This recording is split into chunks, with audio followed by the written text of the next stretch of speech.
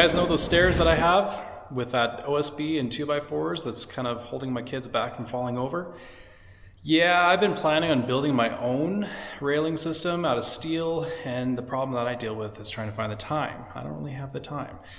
But Muzata reached out to us and they offered to let us try their railing system, and honestly, it's exactly what my wife was looking for.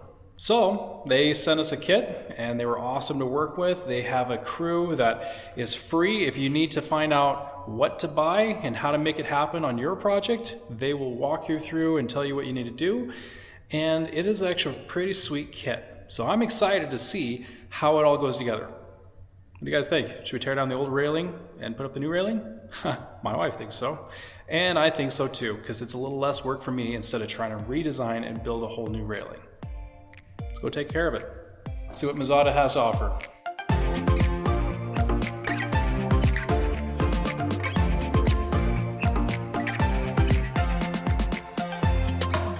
So what I'm doing is I'm going to remove some of this railing just to get to this corner so I can kind of figure out what I need to do to mount the new railing on. And then the other thing too I got to figure out is my angle. So I got to build something to keep it nice and level for the pole. And I haven't really decided how I want to do that yet. I've got a couple ideas, but I haven't really focused on one in particular. But yeah, I just got to figure out what I want to do where the two railings come up on this corner. If I connect them together, it's going to take a little bit of figuring, or you leave them separate, which I really don't want to do, but I might have to. We'll see. But I wanted to look at this, kind of get an idea, because it's a little of a weird transition. But what needed to happen is we needed to move these stairs that way a little bit and had more of a landing right here so that the railing comes down, it can turn and then go back down. What we have right here is a step, as you can tell, and that's going to be a little interesting to figure out, but wanted to get to this point at least. I'm going to leave the rest of this so my kids don't fall off the edge, and if they like to get a little tumble, they don't have too far to fall, right? No, they're pretty good. Okay, let me do some figuring. Now that I removed this bottom railing, what I'm going to do, and I thought about this, is I'm actually going to take a screw, and this is just to find out exactly what my angle is. I'm going to build blocks, and each spot where there's going to be a pole will have a little, basically a step for it to sit on. That'll be perfectly level. So my poles have a flat base, they'll screw right to that, and then I'll finish it out and hopefully make it look pretty good.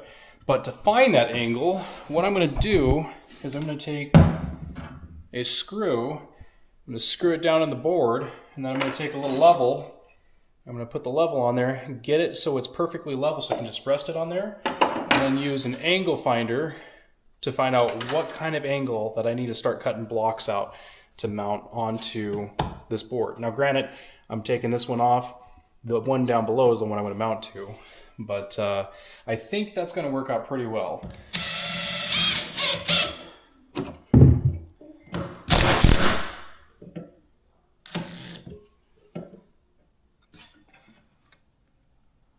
All right, now I have my angle that I need. And I'm going to remove this 2x8 here. And then get down to that, and then I'll start building some blocks for each pole. And then once I get that blocks built, I'm going to start capping it with some nice pine that my wife stained, and then we'll get that all taken care of, put the poles on it, and my focus is to do the bottom stairs first, get it all figured out. Once that's figured out, then I'll start tackling the top. See how that goes.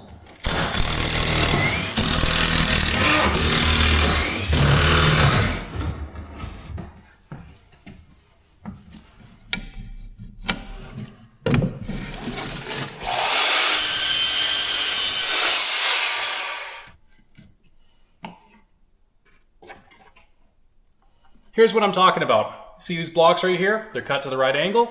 This is actually level. I went ahead and put a level on it, make sure it's good. So what I'll do is I'll screw this bottom one in, I'll put some glue, screw the top one in, and then when I'm ready, I'll bolt this thing on top, but I won't bolt it on top until I put some nice pine over the top, down here, and go all the way down to the next block, but I gotta make a couple of these blocks. So I think that's going to work out pretty well. They did a really nice job of making these poles. Everything is super legit, like super square. I love it. It's my job to make a good foundation for them to sit on, and hopefully I make it level enough. But they have angled holes on here, so there's a hole here and then there's a hole down below, so when you put the cable through, it keeps the angle of your stairs. So we'll go ahead and match these blocks, make a couple more of them down there, and then do the gluing and screwing and get it all done. And then I'll start plating it with some pine and go from there. But I think it'll work out. I think it's gonna work out really well. Okay, let's go cut some more.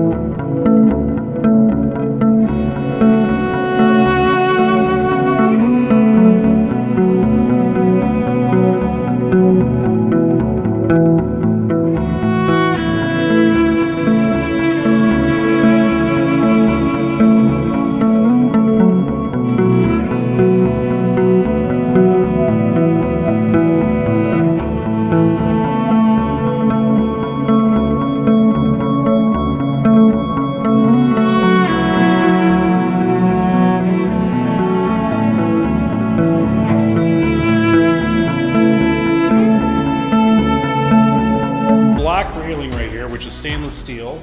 Everything in this kit is stainless steel, by the way. And it's not long enough, but what they have is they've got these little, they feel like a nylon block. That's what it feels like.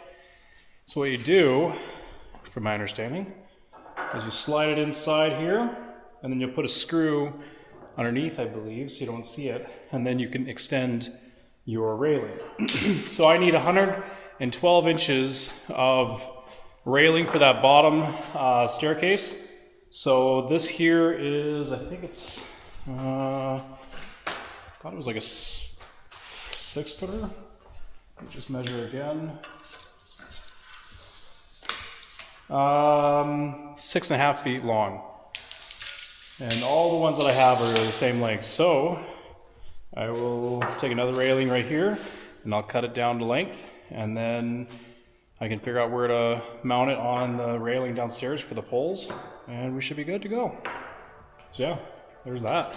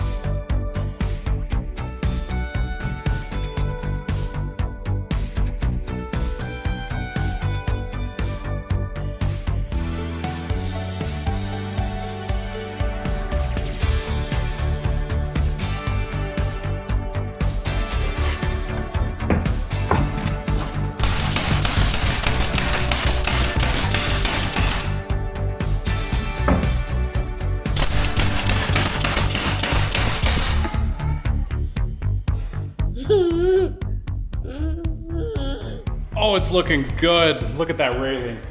Yesterday, I was messing with this until about 9 o'clock at night, but we finally got our angles figured out, which was a little tricky, and working with stainless steel is a little bit tougher because it gulls up easy and it's a lot harder to cut. But I just wanted to see how this worked out. I went ahead and cut the right length of these cables, as you can tell, and put those in. And now that I have an idea how it all works, I'm gonna start cutting these, and we're going to install this so that the kids don't fall over the edge and hurt themselves. Right? Yeah. Yeah, we don't want to do that. Should I fall over the edge? No. Okay, that's a good idea. You can't even fit through there. Yeah, I can't. Are you saying? Wow, that was like a total fat joke right there towards Dad. I can't even fit through that. Anyways, this is actually not too bad of a kit. They come up with a lot of different little pieces here, and so each thing has its own way of doing things and stuff, and there's lots of videos online to show. But so far, it's working out pretty good. It just takes a lot of time. This is not like a couple-hour project. This is going to be like hours of cutting and tightening and cutting and tightening and cutting and tightening and yeah, it takes a while, but the finished result I think is going to be well worth it. So anyways, let's get this covered up so kids don't fall through the stairs and get that done. Yeah. I got a little helper here too, by the way.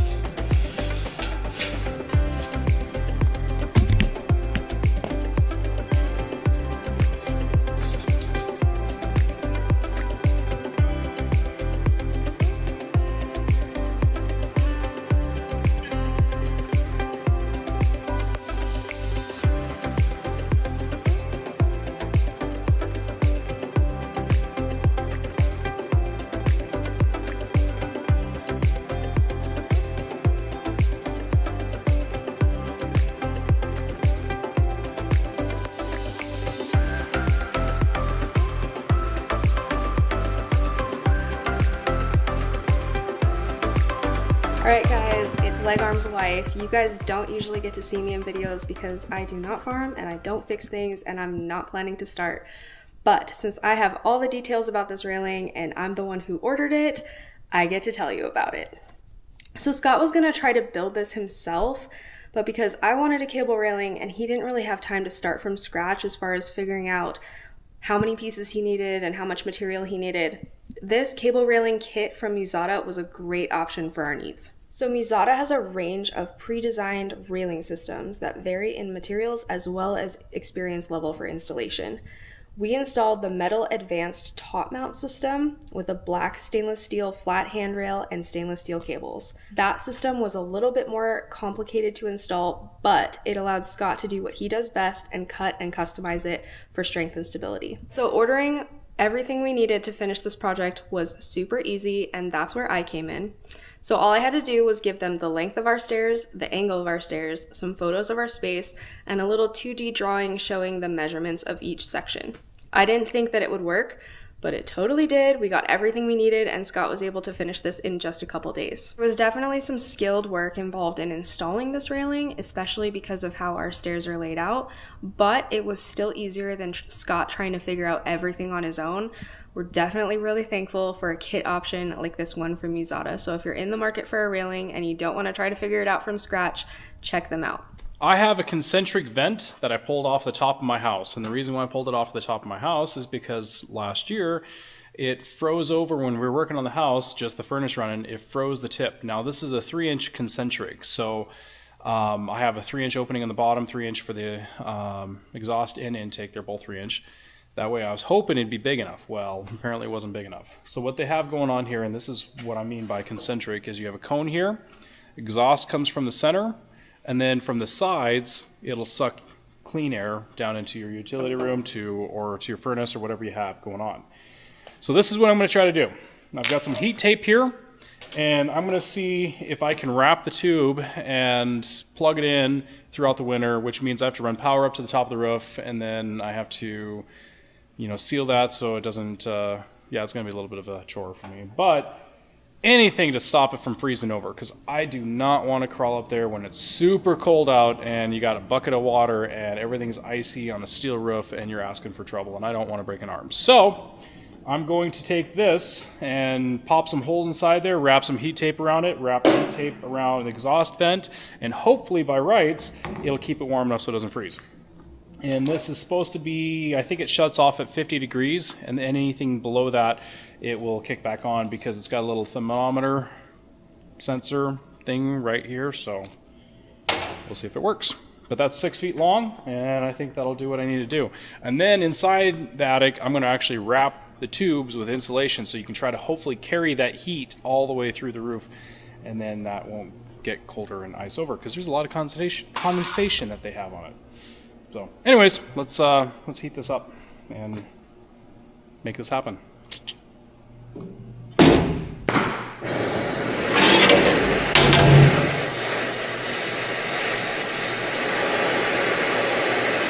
Alright, so now I am going to wrap this around through the holes I just made so it's closer to the top. The reason why I was doing that, heating up a piece of metal and stuffing it through, is because I couldn't get a drill bit in there if I wanted to. So if I just take a piece of metal and burn through the plastic, make some perfectly round holes, perfectly melted round holes, I think it'd be good. Alright, I need this drill, need this zip tie, the cutters, and I got one hand. Let's grab another zip tie, how about that? Just be on the safe side.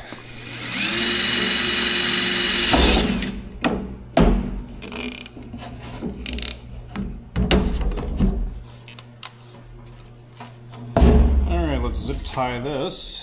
Not worried about the zip ties melting because it's only 50 degrees, and this is what I'm talking about. I think that'll probably work. Ugh, this thing's bulky.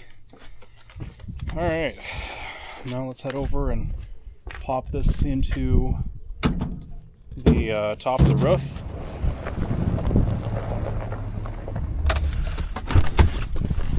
Okay. Let's take this. Hi, Howie! Hi! Oh, he's getting big, guys. He's getting big. This little stinker keeps pooping in his cage, having explosive diarrheas. As you can tell, I already have two. So here's one of my sewer vents. Then I have my concentric vents. And then on the other side, there's another sewer vent.